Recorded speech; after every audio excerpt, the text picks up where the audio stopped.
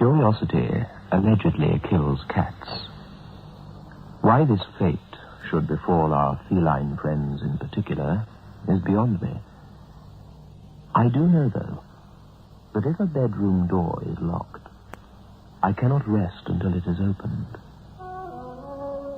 Perhaps you feel like that, too. Davy Snowden did. He had a few ideas about what might lie on the other side of a certain locked door, but he could never have guessed with any accuracy. You see, a mere turn of a handle sent him on a journey into and beyond midnight.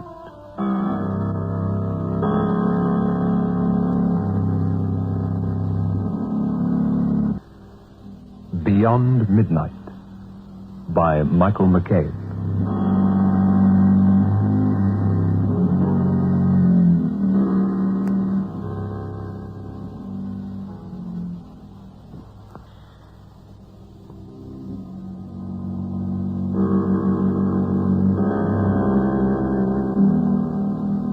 The house was a sphinx, squatting on the hillside. It had the dark, sullen look of all empty houses, but its size also made it seem tragic. It was 4 stories high, the topmost floor overhanging the entrance and supported on spidery white columns. It was a house built in an era of opulence, and then deserted by its owners for smaller, racier houses in more fashionable sections of the countryside.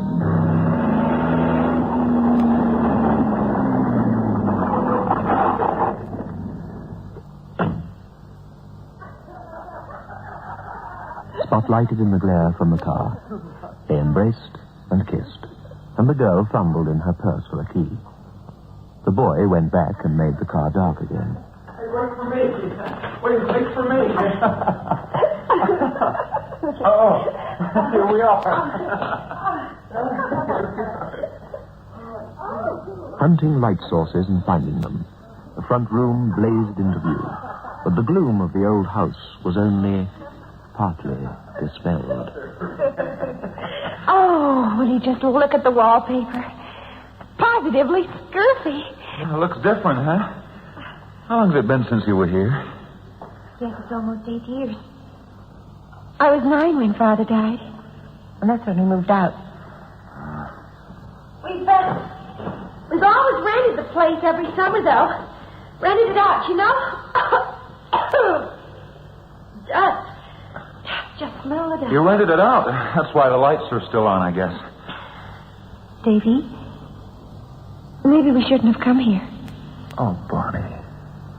Bonnie. He grinned. It was an appealing, crooked grin, placing lean dimples on the smooth plane of his cheeks. He was 22, and the best-looking boy that had ever come into Bonnie Daniels' life. And now, he was even more than that. Davy. Let's go explore. Right, okay. Go up the stairs here. From room to room and floor to floor they went, racing down corridors, giggling at ancestral portraits, playing hide-and-seek in the labyrinth of upstairs bedrooms. They made the old house shake with their exuberance and ring with their laughter. It was on the 4th and topmost floor that Davy found the door that wouldn't yield.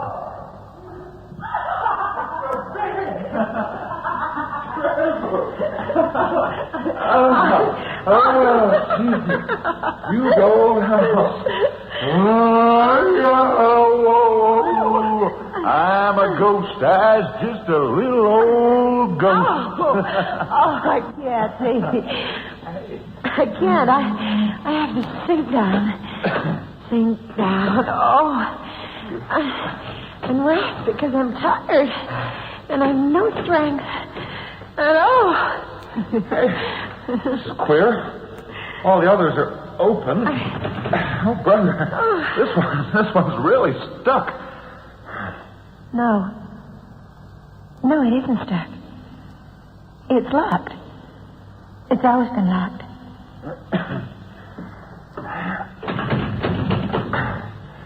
Oak. That's what this is made of, okay? Oak. What's behind it? I don't know. It's been locked since ever I can remember. Daddy once told me never to go near this room, and once I remember my mother talking about it. She was sort of nervous, I recall. Sounds mysterious. What say we break it in? Oh, no, Davy. No. We can't do that. Well, gee, aren't you curious? Maybe it's full of hanging women like Bluebeard's castle. Or I tell you what, maybe it's where the family jewels are hidden. Oh, let's leave it alone, Davy. I was always scared of that door. Davy, don't! Well, what's it locked for? There's got to be something pretty valuable in there. Listen, for all you know, there may be money in there. I mean, your father left the house to you, didn't he? I mean, if there's something valuable in there, it belongs to you, doesn't it? Davy, you promised not to talk about money. I'm not talking about your mother's money. But the house isn't really mine. Not yet. Well, not till I'm 21, and that's 2 years yet, Davy. Don't be technical.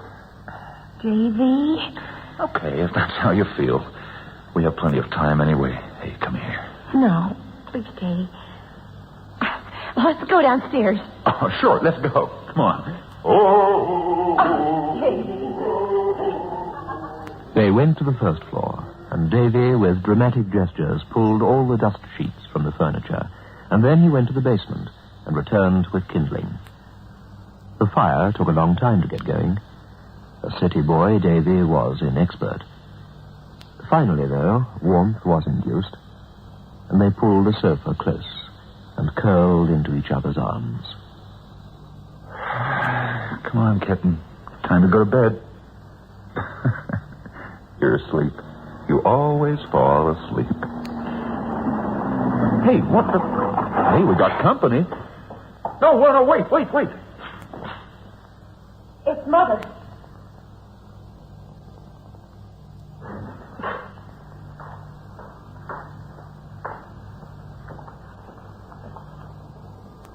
Mother, it's all right. Mother, it's all right. You're hurting me. All right, is it? I suppose you're David Snowden. I've heard about you, Mr. Snowden. Oh, thank heavens I had the sense to think of this place when Bonnie didn't show up at home. You have it all wrong. Davy, tell her. Never Daniels, mind. I understand everything. I was afraid something like this might happen as soon as Bonnie started mentioning you in her letters from school. Get your things, Bonnie. We're going home. Mrs. Daniels. I don't want to hear. We're married, Mrs. Daniels. It's true. We were married in Elton this afternoon. You can't be. You're underage. Not in Elton. 19's fine in Elton. You can't do anything, Mother. Please, try to understand. Oh, I understand, all right. I went through a dozen Davies when I was your age. All the handsome boys who thought I was the catch of the season. Even if I had braces on my teeth and a bad complexion. Oh, Bonnie. Bonnie, my poor Bonnie. I love Bonnie, Mrs. Daniels. Suppose you have no money. Mother! No. My family were immigrants. My father was a freight dispatcher till he died. My mother's alive, but I don't even know where. I haven't any kind of a family background, Mrs. Daniels, but I love Bonnie. Why? You heard, Mr. Snowden. Why? Why? You can't explain something like that. She's a plain girl. Are you blind? She's plain. Why does a handsome boy like you want to marry my daughter? Do you think I'm stupid? Mother. I love her, and that's all there is to it, and we're married, and there's nothing you can do about it. You're handsome, Mr. Snowden, but you're not very bright. There's everything in the world I can do about it. I intend having this marriage annulled immediately. Oh, We won't let you do that, Mrs. Daniels. Going home now, Bonnie. I want you to come with me. I won't. Don't make it any worse than it is now. I won't. Davy, tell her I'm not going. You see how it is, Mrs. Daniels? Yeah, I see how it is. You will regret this girl. Mark my words. I can't live without Davy. And if you break this up, I'll kill myself, I swear. Don't talk nonsense. A heart doesn't break. It withers. That's what I don't want you to find out. I will. I mean it. I'll kill myself.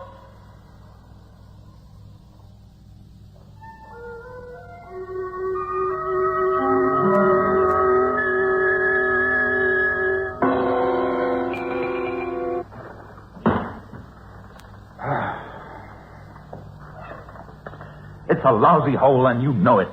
I'm ashamed to have to bring you here to 2 rooms downtown. Oh, don't worry, Davy. We'll make it nice. You'll see. There's something else. More important now, Davy. Can she really do what she said? I don't know. I'll have to talk to a lawyer. Because I couldn't stand it if she did, Davy. Your mother loves you. She wouldn't hurt you. Davy, tell me the truth. Do you think I'm plain? Huh? I think you're beautiful.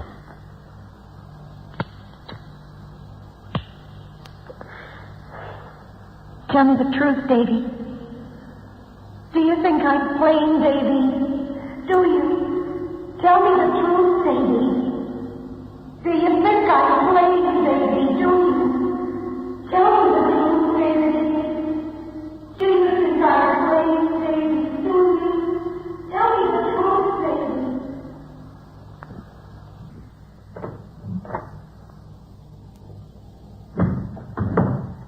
Davy. Davy? What happened? I went to Hillinger and Dow's. Father of an old fraternity pal of mine works there. Well? Bonnie, it doesn't look so good. The lawyer thinks your mother can run us through a ringer. By the time she's through with us, I'll probably be arrested for kidnapping her over the state lines. Looks pretty hopeless, kitten. It can't be, Davy. Maybe if you talk to her. She won't give me a chance. She's made up her mind that all I want is her lousy money. Well, what if there wasn't any money? What if I signed away all the rights to the money my father left me? That would make her believe... That would make her believe us, wouldn't it? That's kind of drastic, Bonnie. I mean, the money's yours when you come of age. I mean, you're entitled to it. I don't care about the money. Yeah, sure, but there has to be another way. There has to be. Davy. What? You don't care about the money, do you? Do I care about your money, Bonnie? Because if I thought that... What, Davy? What kind of a question is that to ask your husband? Well, you better give me some kind of answer, Davy. Have I acted as if all I want is your money? Oh, sure. That's what your old lady thinks. Oh, because sure, I want my mother to be wrong. More than anything else in the world, I want my mother to be wrong, Davy. Oh, say you'd love her. Please, Davy. Listen, I got an idea. It's a crazy idea, and I won't blame you if you don't go along with it. What is it? You remember what you said, what you told your mother up at the house about you killing yourself? Yes, but what are you talking about? Look, she didn't believe you, of course. Nobody believes you when you talk wild like that, but if anything would make her realize that you really love me, I mean, that this marriage was really important to you. No, look, listen, Bonnie, don't get me wrong. I mean, what would your mother think if she thought you were really serious about killing yourself? Wouldn't that make her change her mind in a hurry? Why, I suppose it would. You can't fool about like that, Davy. Well, we couldn't fool her about a thing Look, like... if you really tried to commit suicide, Bonnie, only you didn't try too hard. How could I do such a thing? Well, there's a couple of ways. Gas, for instance. I mean, we could fix up a phony thing with the gas. Kitten, don't look like that. We'll just forget the whole thing. No. Now, go on, Davy. I'm listening. Well, maybe the easiest way will be with poison. It might be more convincing, even, because I'd have to get a doctor, and he'd have to pump you out. Davy, I couldn't do that. Wait a minute. It could be sleeping pills, or... Yes, but... I have some of those. It wouldn't hurt at all. Oh, look, all you'd have to do would be to take a couple. Nothing to really hurt. Oh. You could write to your mother, you see. Tell her what you're going to do, but that I don't know about it, see? You could say you were going to swallow a bottle of pills, but in actual fact, you only take a few. Then, when your mother shows up here... Scares me, Davy. The whole thing scares me. I promise you, kitten, nothing will go wrong. And your mother will know you love me. You do love me, don't you, Bonnie? Oh, I do. I do. Bonnie sat down that same afternoon and composed a letter to her mother with Davy's assistance. It was brief, emotional, and final. Davy's editing gave it a tone of melancholy forgiveness. He grinned as he licked the seal and raced to the mailbox. They waited until the next afternoon before putting their plan into action.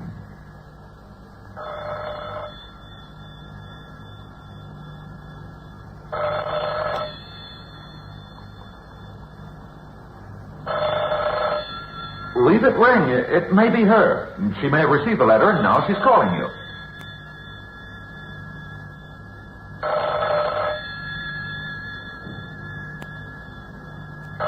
Leave it ring.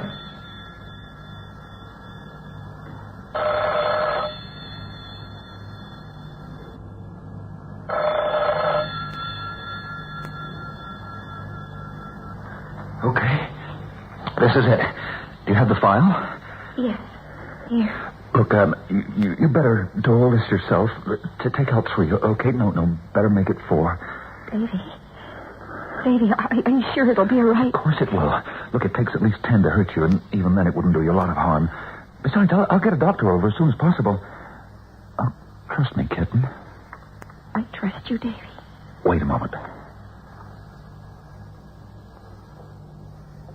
Here, water.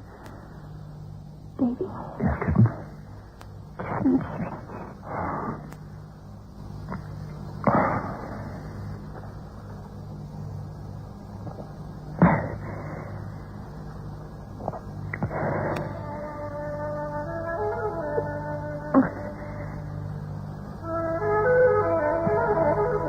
She took the pills, swallowing them one at a time. It was almost half an hour before she felt as much as drowsy. He suggested that she went to lie down in the bedroom. She did this. She was asleep 10 minutes later. He called her name, but she didn't waken.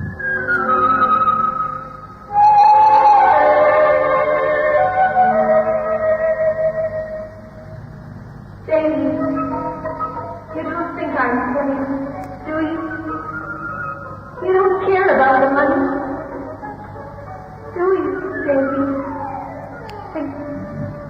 Please, Davy, you don't.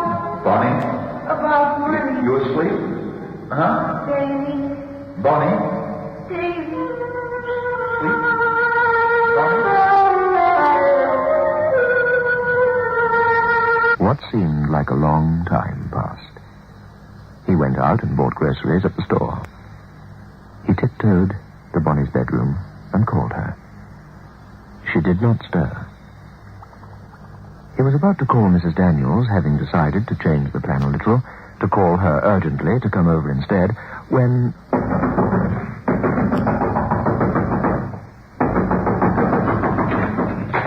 Where is she? Where's my daughter? Well, Bonnie, why, she's lying down sleeping, I guess. I just got in a couple of minutes ago. Just a minute. What is this? That's what this is all about. Take your dirty little hands off me. Oh, brother, look out. It worked. She's out of her mind. Now, there's...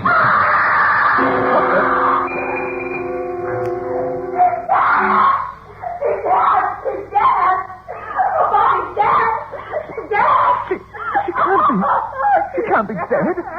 No, I'll get a doctor.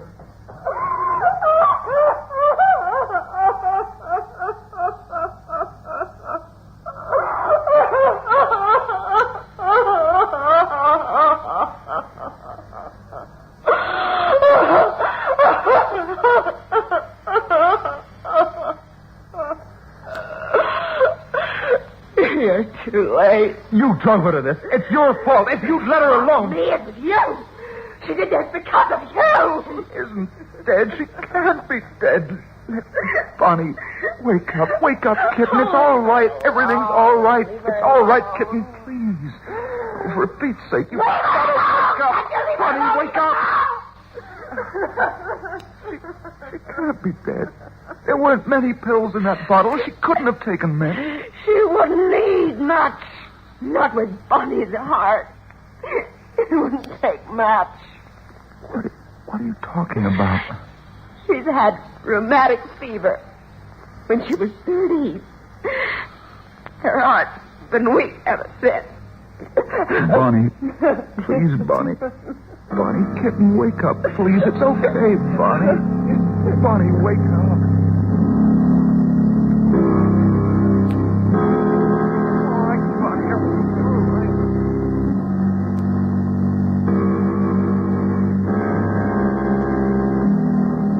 Dear Mr. Snowden, would you kindly attend a meeting in the office of my attorneys, Hallman and Wilcox, 70 Wall Street, at 10:30 a.m., April the 3rd.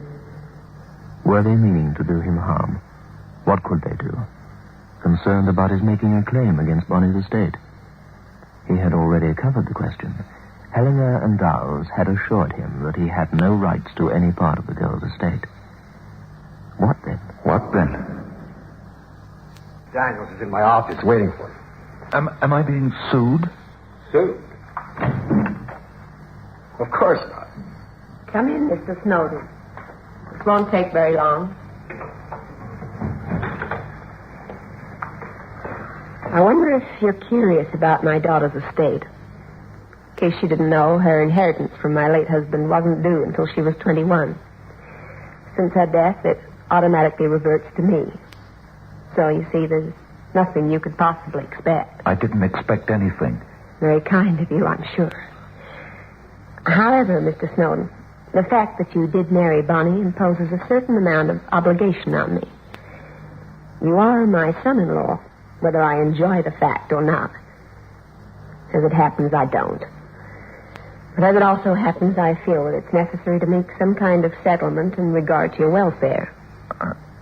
I don't understand. I'm sure Mrs. Daniels Shut up, is very Walter. generous. Tell him myself. Mr. Snowden, you seem very fond of that old house of ours. It was once valued at a great deal of money, but I doubt that it's worth more than a few thousand today. Anyway, it's yours, Mr. Snowden. You have complete possession of the land, the house, and everything in it.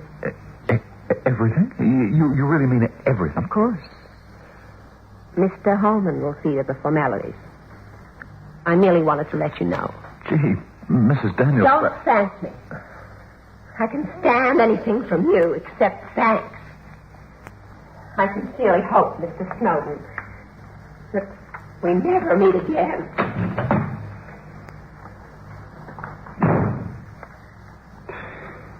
Nothing. Let's take care of all the details. Could I just ask one question? When Mrs. Daniels said I could have everything, well, there are certain places in the house, I mean locked doors, rooms and that. Am I entitled Of to all course, all Mr. that? Snowden. Everything. I'll see you get a full set of keys for every lock. Now, so we get down to business. Came the day when Davy drove out to look at his estate. A cursory inspection of the lower floors, and then the climb to the fourth. He was winded by the time he reached the door. He was excited, too. There might, of course, be nothing of value in the room, no treasure, no hidden cache of jewels. But there might just be something of value, he reasoned.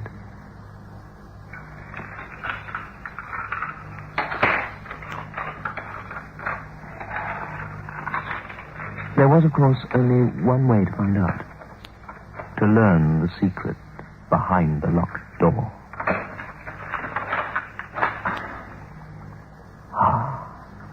Success. He stepped inside. The house was a sphinx. And, like a sphinx, it was silent.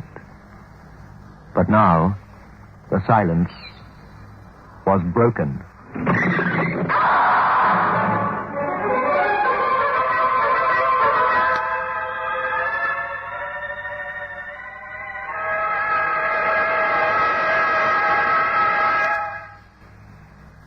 You lied to him. You knew perfectly well what you were doing when you deeded the house to Snowden. I knew. You going to give me away, Walter? You could call that place lieutenant back, you know. Of course, I'm not going to give you away. But, well, there's such a thing as morality. I knew there was nothing behind that door, except rotten floorboards. I used to argue with my husband about it.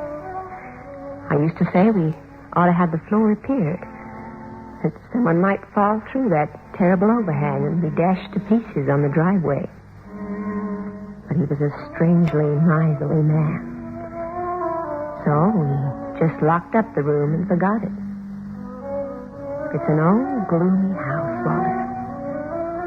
But sometimes I really think it wasn't so bad.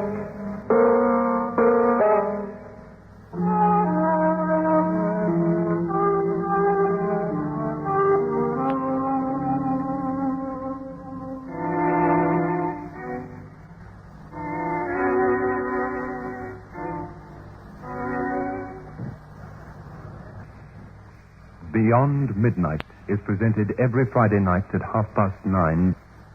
The program is adapted for broadcasting and produced by Michael McCabe.